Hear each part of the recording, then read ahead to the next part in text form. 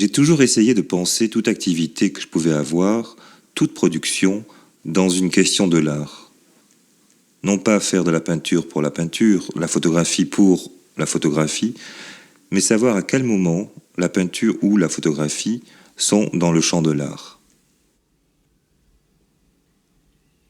Venant moi-même d'une formation de type très photographique, j'ai envie d'aller voir si c'était possible de produire des objets photographiques qui soient eux-mêmes de grande qualité, je dirais technique et plastique, et qui en même temps pouvaient proposer un champ d'investigation artistique intéressant à l'époque. J'allais beaucoup en Espagne à ce moment-là et j'ai commencé à photographier sur une zone en dehors des villes, des lisières, des paysages indéterminés. J'ai commencé à faire à partir de 1977 une série de photographies, de plans films faits d'une façon comme ça assez lente. Et donc j'ai pensé que la façon peut-être d'aborder le paysage d'une façon lente et d'essayer de regarder avec les deux yeux à travers une chambre photographique qui était un peu comme la première architecture du paysage pouvait donner dans un résultat final quelque chose qui effectivement était beaucoup plus construit et organisé. Donc j'ai choisi d'utiliser l'appareil le plus grand qui existait à ce moment-là sur le marché et de savoir que lorsqu'à chaque fois je partais avec 30 kilos de matériel dans le paysage, qu'il fallait à un moment donné se décider de choisir dans la réalité un morceau de quelque chose, considérer le paysage comme matière, comme matériel, et voir qu'est-ce qu'on peut mettre ensemble ou faire coexister dans le cadre de la caméra pour arriver à cet équilibre qui peut porter la photographie au tableau.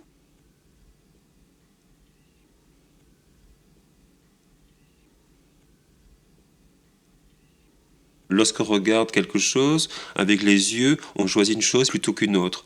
Là, ce qui est intéressant avec la prise de vue opérée de cette façon-là à la chambre photographique, c'est qu'au fond, la chambre ne choisit pas, elle embrasse, elle cadre. Et tout ce qui est dedans, si on l'opère d'une certaine façon, avec une certaine lumière, dans une certaine profondeur de champ, il n'y a plus de hiérarchie dans les sujets et dans les éléments qui constituent l'image, mais ils s'annulent et le monde ne serait que là.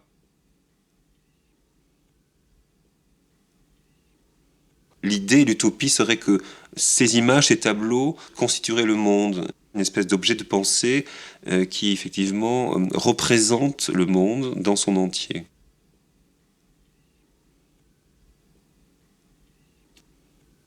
J'aime particulièrement ce tableau parce qu'il est très proche comme ça des préoccupations du début, c'est-à-dire la trace, la terre, le construit, une espèce comme ça d'ambiguïté entre une route qui aurait été faite et puis ensuite pas continuée, ou des choses qui seraient en chantier mais a priori arrêtées.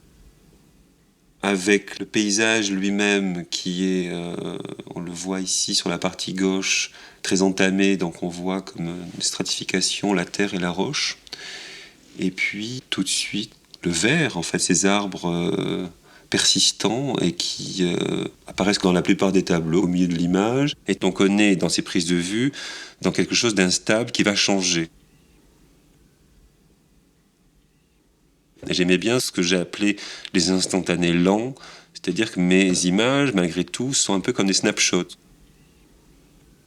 On sent qu'à un moment donné, l'image est arrêtée sur quelque chose qui est en pleine mutation, qui est en transformation. J'avais choisi ce site pour lui-même, sans les personnes. Une école à proximité, les enfants sont sortis et j'avais pas fini mes réglages pour photographier le paysage sans les gens. Et puis tout d'un coup, il y a cet homme à droite qui passe et j'ai appuyé juste au moment, sachant qu'il me le fallait. C'était une vraie révélation parce que cet homme, pour moi, tout d'un coup, je l'ai reconnu comme Pasolini.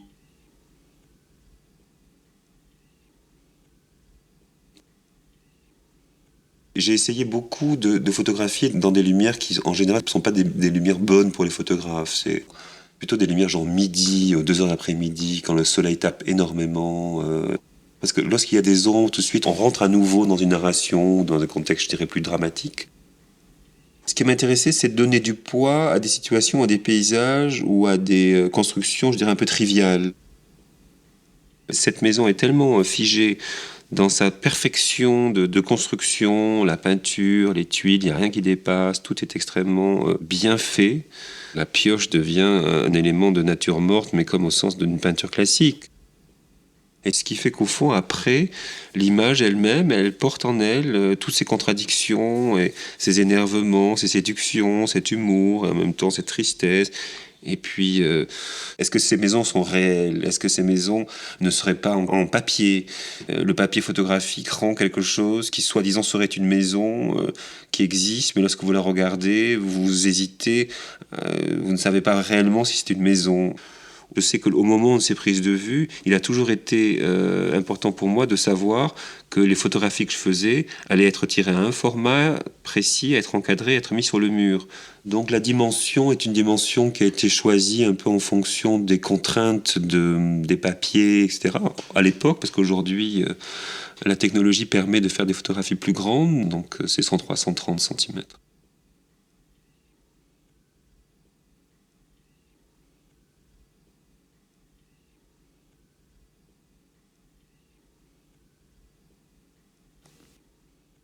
Ensuite, j'ai commencé à travailler sur un terrain autre qui était de l'ordre de la sculpture, des images, des installations. J'avais abandonné la photographie pendant un certain temps et j'ai eu envie en fait de faire 10 tableaux complètement différents, pourtant au même format, suivant le même dispositif et au même endroit, mais qui sont d'une part des photographies verticales, ce que j'avais jamais fait avant, où les éléments qui constituent le paysage sont de plus en plus absents au profit de photographies qui sont très monochromes.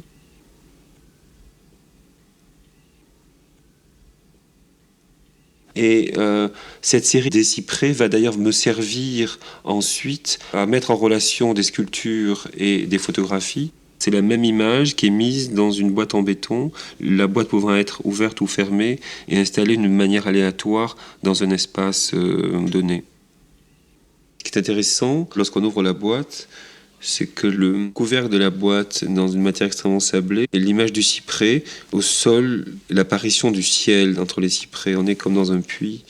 La répétition des images et ensuite le rangement des objets qui se superposent et finit par une architecture.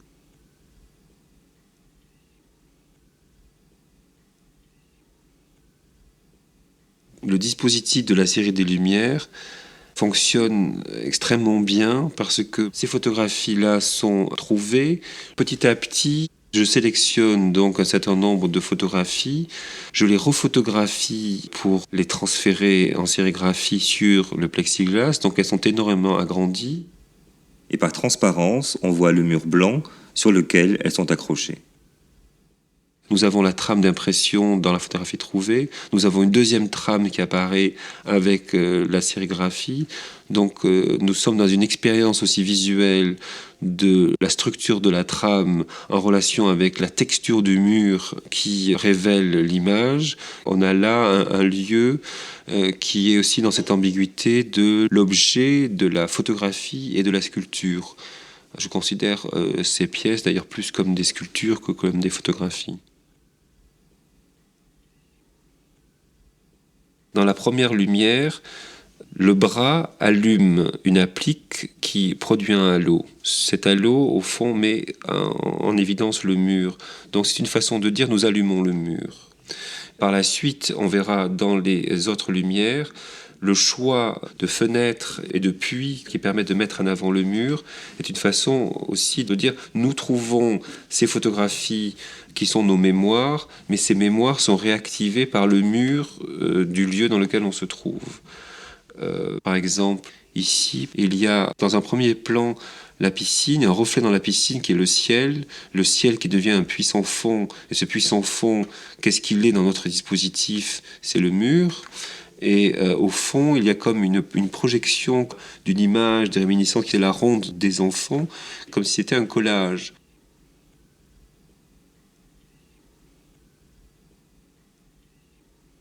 Dans mes travaux les plus récents intitulés Panorama, j'ai décidé de garder le même système que le système des Lumières.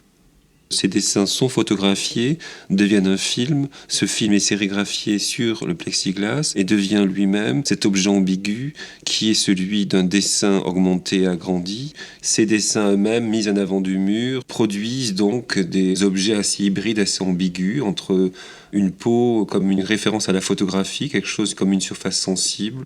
Et toutes ces expériences, toute cette progression que l'on peut suivre depuis le début m'amène effectivement dans des relations croisées à tenter des expériences plastiques et visuelles qui se répondent.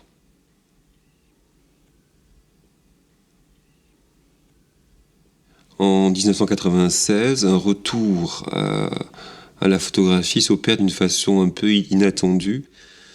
Au cours d'un voyage en Argentine, je fais un certain nombre de photographies, un peu pour le plaisir. Ces photographies s'enchaînent, il n'y a pas de narration, pas d'histoire particulière. Les lieux dans lesquels ont été prises ces photographies sont tenus secrets. Ce qui m'intéressait, c'est d'une promenade comme ça dans le monde. Ces lieux sont sélectionnés d'une façon extrêmement précise, qui sont liés à ma propre histoire et à certains événements qui m'amènent d'une ville à l'autre. Il y a là aussi comme ça une expérience visuelle sur une stratification de l'image dans la ville, avec le rendu des couleurs, mais aussi la matière, la nature, l'architecture et le tremblement, les frémissements de l'ensemble.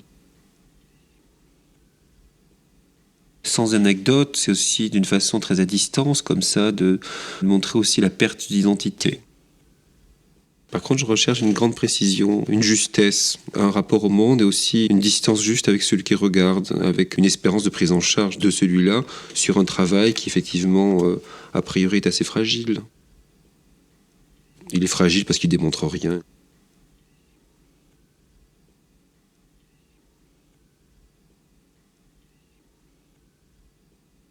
L'important pour moi, autant dans des groupes de photographie que dans la sculpture et tout ça, c'est cette physicalité d'une chose qui est là. Voilà, elle est là pour celui qui la regarde. Mais avec une volonté d'une plus grande exigence quant à l'utilité de l'art aujourd'hui et à la relation possible du spectateur avec ce qui ne sert à rien, ce qui est pour moi la plus grande définition de l'art et ce qui aide à vivre. C'est tout.